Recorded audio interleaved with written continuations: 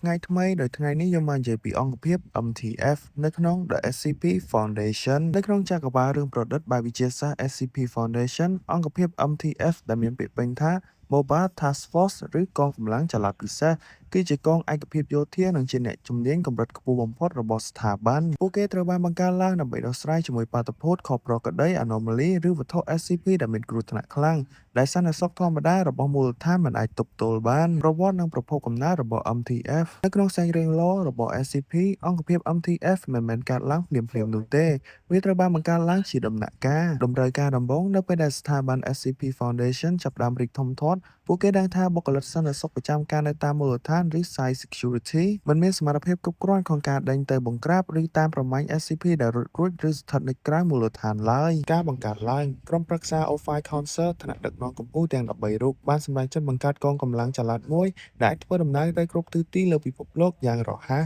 សមាជិកសមាជិក MTF ត្រូវបានជ្រើសរើសចេញពីពួក Elite មកពីគ្រប់វិស័យជាកងកម្លាំងពិសេសយោធា Special Force ទីស្នាក់ការសម្ងាត់ CIA MI6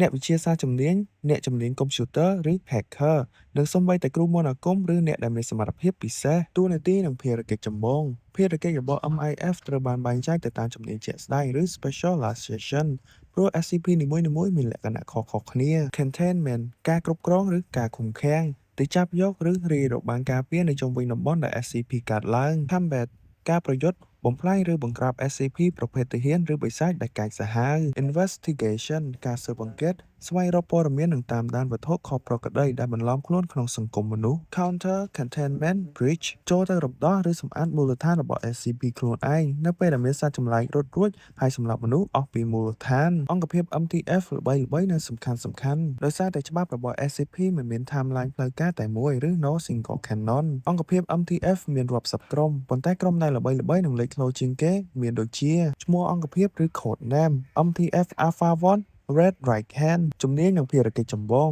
ជាកងទ័ពផ្ទាល់ខ្លួនរបស់ក្រុមប្រឹក្សា O5 ពួកគេស្មោះត្រង់បំផុតអាថ៌កំបាំងបំផុតនិងប្រើសម្រាប់កម្ចាត់ជនក្បត់ក្នុងស្ថាប័ន MTF Nu 7 Hammer Down ជាកងវីរៈសេនាតូចខ្នាតធំមានទាំងឡានក្រោះឧទ្ធម្ភាគចក្រនិងអាវុធធ្ងន់ៗប្រើសម្រាប់សង្គ្រាមខ្នាតធំជាមួយ SCP កម្រិត Cater MTF Epsilon 11 Ninetale Fog ក្រុមដែលអ្នកលេងហ្គេមស្គាល់ច្រើនជាងគេភារកិច្ចគឺចូលទៅកាន់មូលដ្ឋាន SCP ដូចជា Site 19នៅពេលដែលមានការលេចធ្លាយឬ Containment Breach ដើម្បីជួយសង្គ្រោះបុគ្គលិកនិងកម្ចាត់គ្រោះថ្នាក់ MTF Beta 7 Moch Header ជំនាញខាងជីវសាស្ត្រនិងគីមីវិទ្យាពួកគេចេញអន្តរាគមន៍នៅពេលដែល SCP ប្រភេទវីរុសជំងឺឆ្លងនិងជាតិពុលរីករាលដាល MTF Tau 5 Samsara កងកម្លាំងពិសេសដែលកើតចេញពីការក្លូនឬ Cyborg Clone ដោយប្រើសាច់ឈាមរបស់ព្រះដែលស្លាប់ពួកគេអាចស្លាប់ហើយកើតឡើងវិញបានហើយមានកម្លាំងលើសពីមនុស្សធម្មតាការប៉ັດដ៏ជូរចត់ទោះបីជា MTF ជាក្រុមដែលខ្លាំងមានបច្ចេកវិទ្យាខ្ពស់បំផុតក៏ដោយនៅក្នុងរឿងរ៉ាវរបស់ SCP ភាគច្រើនពួកគេគឺជាក្រុមដែលរងគ្រោះនិងស្លាប់ច្រើនជាងគេ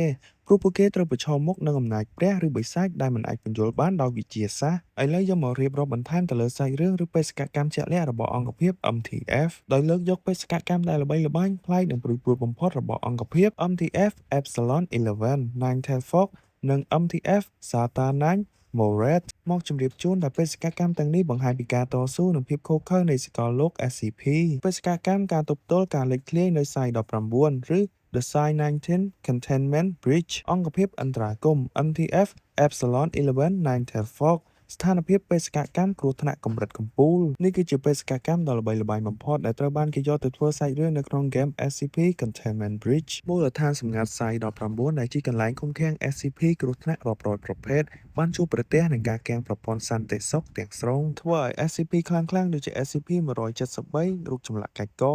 SCP-106 បុរសចំណាស់រលួយនិង SCP-096 បុរសយំរត់ចេញមកក្រៅនិងសម្លាប់មនុស្សស្ទើរគ្មានសល់សកម្មភាពក្នុងបេសកកម្មការចូលទៅក្នុងតំបន់ងងឹតក្រុម Ninetale Fog ត្រូវបានបញ្ជូនចូលទៅក្នុង Site 19ទាំងដឹងថាឱកាសរស់មានតិចតួចពួកគេត្រូវបំបែកជាក្រុមតូចៗដើរកាត់ច្រករបៀងដែលងងឹតនិងពោរពេញទៅដោយសាកសពការប្រើយុទ្ធសាស្ត្រពិសេសពួកគេប្រើយុទ្ធសាស្ត្រចម្រុះក្នុងពេលតែមួយដូចជាការដែលមិនព្រិចភ្នែកសោះពេលដែលជួប SCP-173 និងការប្រើ Vanta Scramble Vanta រារាំងមិនឲ្យឃើញទម្រង់មុខពេលប្រឈមមុខនឹង SCP-096 ដើម្បីកុំឲ្យវាខឹងលទ្ធផលពួកគេបានលះបង់សមាជិកអស់ជាច្រើនប៉ុន្តែសង្គ្រោះបុគ្គលិកសំខាន់ៗមួយចំនួនព្រមទាំងចុចបើកប្រព័ន្ធកំទេចខ្លួនឯង Alpha Warhead ឬប្រព័ន្ធទប់ស្កាត់ឡើងវិញកុំឲ្យ SCP ទាំងនោះរត់ចេញទៅពិភពខាងក្រៅបេសកកម្មរុករកផ្ទះកញ្ចក់បញ្ចេះចប់ឬ Operation Mood Strider អង្គភាពអន្តរាគមន៍ NTF សាតាណាញ MORAD ជំនាញខាងរុករកកន្លែងបិទជិតឬកន្លែងដែលខូចទ្រង់ទ្រាយលំហឬ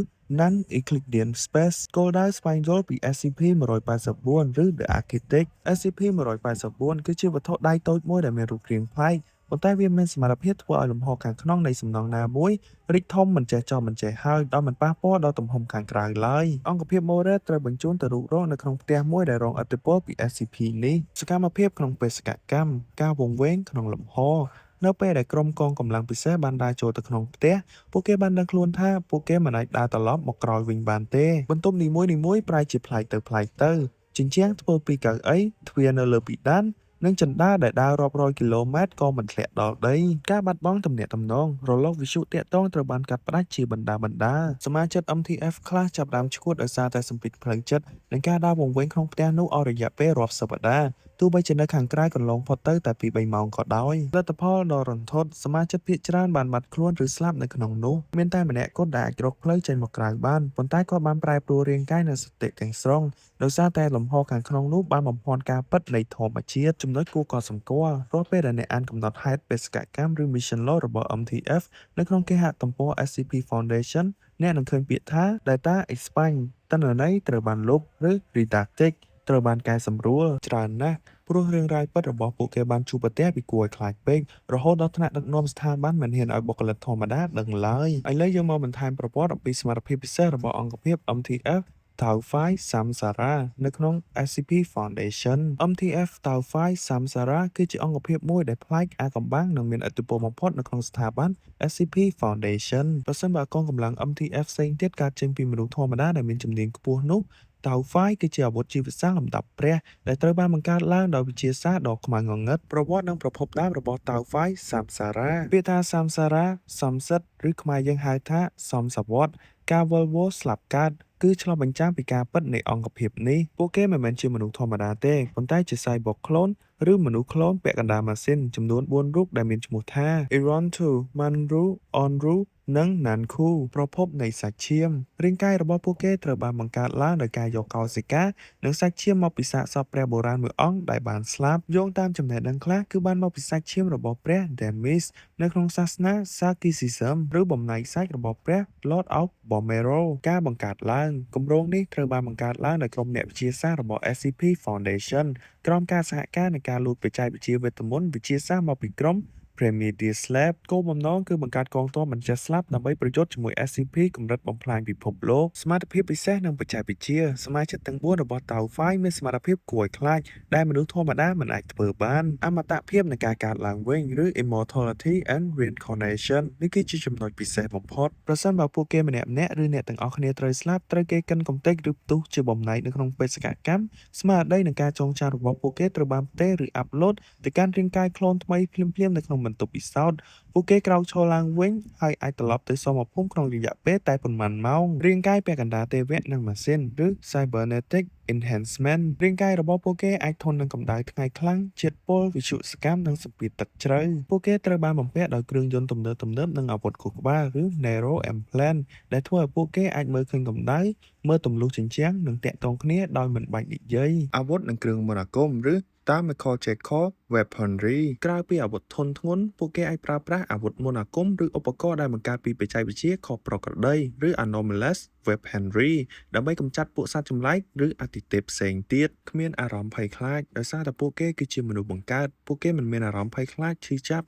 ឬតក់ស្លុតផ្លូវចិត្តដូចមនុស្សធម្មតាឡើយទោះបីជាក្រោយៗមកទៀតពួកគេចាប់ផ្ដើមរៀនស្វែងយល់ពីអារម្មណ៍របស់មនុស្សក៏ដោយបេសកកម្មលេចធ្លោបេសកកម្មរបស់ Tau-Phi ភាគច្រើនគឺចូលទៅបង្ក្រាបពួក GOC ដែលពាក្យពេញថា Global Occult Coalition ឬការប្រយុទ្ធជាមួយនឹងពួក Psychic Cult ពួកលទ្ធិសាច់ឈាមខ្មៅងងឹតដែលចេះមន្តអាគមសាច់មានសាច់រឿងមួយដែលពួក Tau-Phi ត្រូវបញ្ជូនទៅតំបន់ដែលមានវិបត្តិប្រលឹងឬ Apotheosis ជាកន្លែងដែលសត្វចម្លែកខ្នាតធំប៉ុនភ្នំកំពុងបំផ្លាញទីក្រុងកងទ័ព MTF ផ្សេងទៀតត្រូវដកថយប៉ុន្តែ Tau-Phi បានចូលទៅកាន់សមរភូមិទាំងញញឹមជាពិសេស Nanku ដែលល្បីចូលចិត្តភាពវឹកវរពួកគេបានស្លាប់រាប់ដងក្នុងសមរភូមិនោះប៉ុន្តែរាល់ពេលដែលកើតឡើងវិញ ពួកគេដឹងពីចំណុចខ្សោយរបស់សត្រូវកាន់តែច្បាស់រហូតដល់អាចសម្លាប់សត្រូវដ៏ធំធេងនោះបានសេចក្តីសន្និដ្ឋានប្រសិនបើអ្នកចង់បានកងកម្លាំងដែលទប់ស្កាត់ការលេចធ្លាយធម្មតាគេប្រើ Epsilon 11 9 Telford ប៉ុន្តែប្រសិនបើផែនដីជិតត្រូវបំផ្លាញដោយព្រះឬបិសាចបុរាណស្ថាប័ន SCP គ្មានអ្វីក្រៅពីដោះលែង Tau-Fai Samsara ឲ្យទៅច្បាំងឡើយអ្នកទាំងអស់គ្នាជួយ Subscribe YouTube អ្នកមួយផងហើយនេះជាការសង្ខេបខ្លីៗអំពីអង្គភាព